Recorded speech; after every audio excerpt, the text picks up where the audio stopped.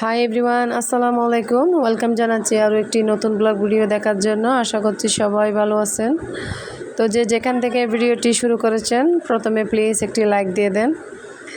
তো এটা হচ্ছে সন্ধ্যার সময় আমি বাচ্চাকে দেখতেছি, ছোট তাকুয়াকে, কারণ সবাই পড়তে বসেছে মেয়েরা, তো ওকে রাখতে হয় ওরা পড়তে বসলে, না হলে ওদের বই খাতা নিয়ে খুবই টানাটানি করে।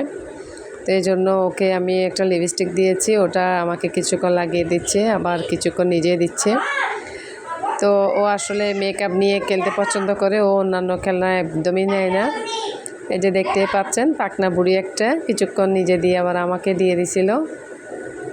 তো এর মাঝে আমি একটু ভিডিও নিচ্ছি ওর সাথে। তো আসলে সন্ধ্যার সময় একটু ঝামেলা হয়ে যায় ওরা পড়তে বসলে, যে দুটা যেহেতু ছোটো বাচ্চা আছে। তো এখন আলহামদুলিল্লাহ আমার তাইবও একটু একটু করে পড়তে বসে, নতুন বই পেয়ে কিন্তু অনেক খুশি। তো ওরা বউ বলতেছে একটু একটু করে পড়তে পড়তে অভ্যাস হোক। তো এদিকে কিন্তু এতে দেখতে পাচ্ছেন এগুলো হচ্ছে সিদ্ধ চাল, আপনাদের ভাইয়া আজ থেকে 2-3 দিন আগে নিয়ে আসছিল। তো আমাকে বলতেছে এই সিদ্ধ চাল দিয়ে আম্মারা দেখতাম যে নাড়ু তৈরি করতো, সে নাড়ু অনেক মজা লাগতো, সে আম্মা থাকতে খেয়েছিলাম আর খাওয়া হয় নাই। তো মেয়েরা জিজ্ঞেস করতেছে ওর আব্বুর কাছে, আব্বু নাড়ুটা কী জিনিস, ওটা কী দিয়ে বানায়, এই চাল দিয়ে কীভাবে বানায়?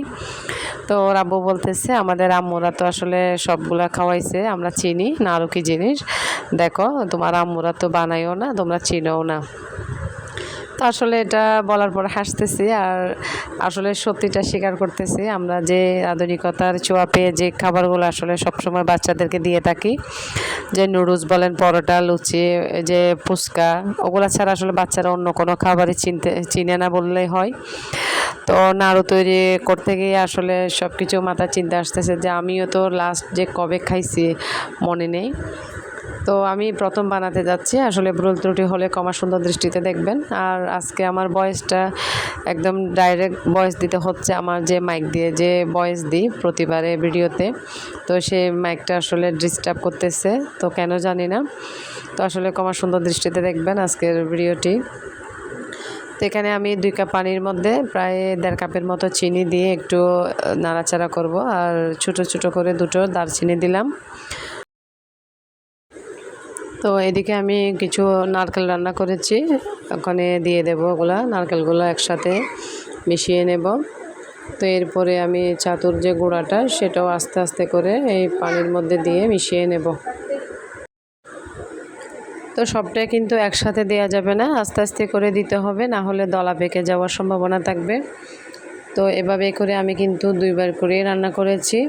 তো সব কিছু যদি একসাথে রান্না হয় তাহলে কিন্তু এটা দলা পেকে, তো খাওয়ার জন্য যখন আমি শেপ দিতে যাব তখন দলা দলা থাকার কারণে সুন্দরভাবে শেপটা হবে না।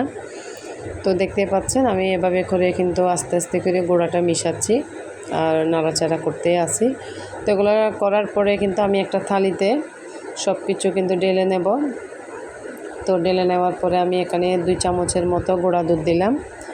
তো নাড়ুটা আরও বেশি মজা হবে দুধ, যে গুঁড়া দুধ দেওয়ার কারণে। তো এখানে আমি যে সান ঘি, এটা আমার অনেক পছন্দের একটি ঘি, তো আমি অনেক দিন ধরে এটা ব্যবহার করতেছি, যার ফলে অন্য ঘি আমার আর ভালো লাগে না। তো এখান থেকে আমি 1 চামচ দিয়ে দেব এখানে।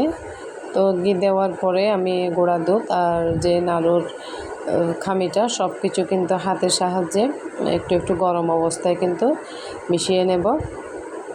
তো মিশিয়ে নেওয়ার পরে কিন্তু আমি শেপ দিয়ে দেব, যে যেভাবে ইচ্ছে সেভাবে শেপ দিতে পারে, কেউ গোল কেউ লম্বা। তা আমি কিন্তু সব কিছু মিশিয়ে সুন্দরভাবে এখান থেকে কিন্তু এই যে দারচিনি দিয়েছিলাম সেটাও কিন্তু তুলে নিচ্ছি। তো এরপরে আমি কিন্তু হাতে একটু ঘি মাখিয়ে নিয়ে শেপ দিয়ে দেব লম্বা লম্বা করে। এভাবে যখন আমি একটু একটু কিন্তু গরম অবস্থায় হাতের মধ্যে নিয়ে একটু চেপে চেপে প্রেস করলে কিন্তু এভাবে শেপ হয়ে যাবে। তো আমি এভাবে শেপ করতেছি, কারণ ছোটোবেলায় কিন্তু এভাবে লম্বা লম্বা করে করতো আমার আম্মুরা। তো মেয়েরাও খুশি এই নতুন খাবার পেয়ে, বাবাও খুশি পুরান খাবার পেয়ে, অনেক বছর পর আমিও খুশি নতুন বানাতে পেরে। কিন্তু অনেক মজা হয়েছে, নতুন যে বানিয়েছি সেটা বোঝা যাচ্ছে না। তো আল্লাহ হাফেজ, আসসালামু আলাইকুম।